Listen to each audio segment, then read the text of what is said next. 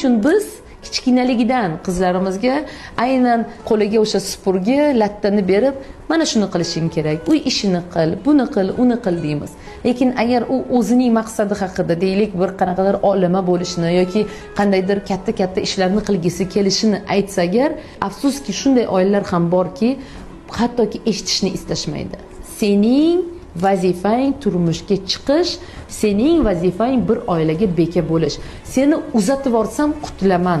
Seni uzatib yuborsam bo'ldi, meni tashvishim yo'q deymiz. Va tabiiyki aynan shunday fikr asosida yashagan, aynan mana shunday stereotiplar asosida fikri shakllangan ayollar kelajakda katta masshtabda hech narsani orzu qilisha olmaydi. Nafaqat katta, umuman hech narsani orzu qilisha olmaydi.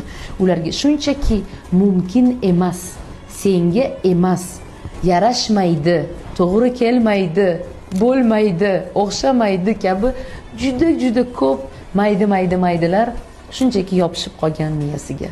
Afsuski. Va tabiiyki shunday qizlarimiz ham borki, aynan shunday ssenariydan chetga chiqsa, ya'ni yo'q, bunday bo'lmaydi, men mana bunaqa bo'laman desa, albatta muhokama va tushunmovchiliklarga duch kelishadi.